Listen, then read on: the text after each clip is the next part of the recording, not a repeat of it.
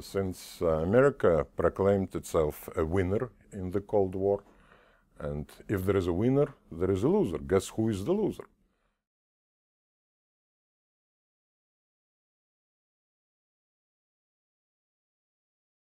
Yes, they're worse than they've been in my lifetime, except for a very short period, and that is the early days of the Reagan administration. Actually, our relations now very much resemble these days. American policy resembles, Russian attitudes resembles, so we're back to the very worst. The present situation more looks like a cold peace. But we have not yet reached the bottom. And if the deterioration will continue to slide, there could be a new Cold War type relationship. The number one was expansion of Western sphere of influence and control, especially of NATO, on Russian sphere of security, and the Russian spheres of interest, and which Russia believes were vital to its security.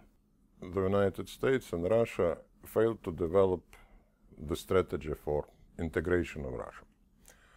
There were many nice words, many declarations, but there was really no policy to bring Russia in. I don't think that this relationship could be improved in the near term, because the analysis of the drivers of policies on both sides show that there is very little interest and no trust on both sides, absolutely. That we have so many common interests: non-proliferation, terrorism, Islamic State, Iran, North Korea, climate change. Really, all those common interests have been pushed into the background. His ratings in Europe are much higher than it is assumed, and his ratings all over the world are probably the highest of any politician.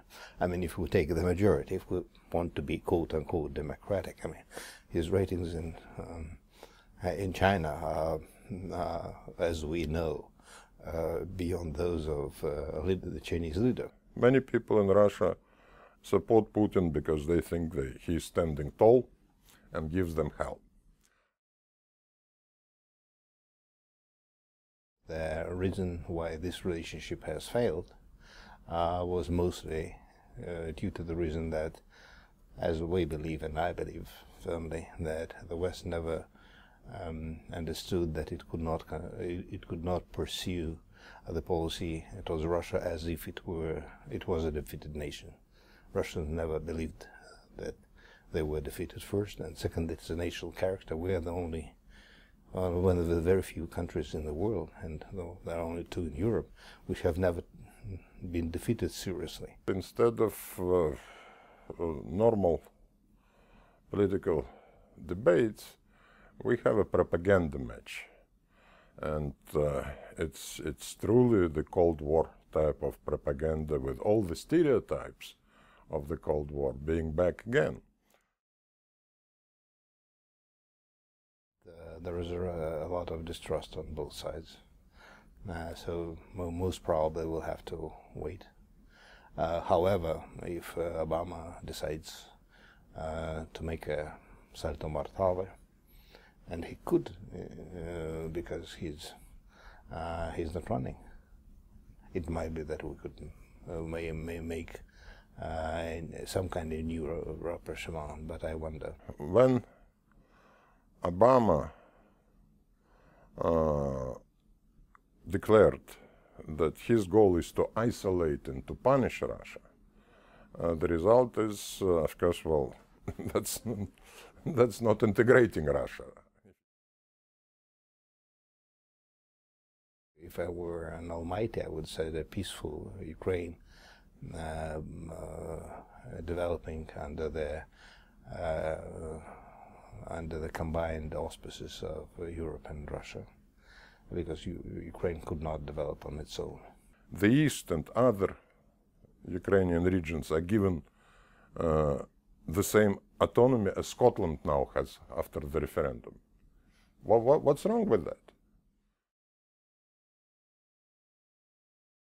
As for NATO, Russia said that it is intolerable because NATO, because that would mean 2,000 kilometers of undefensible border.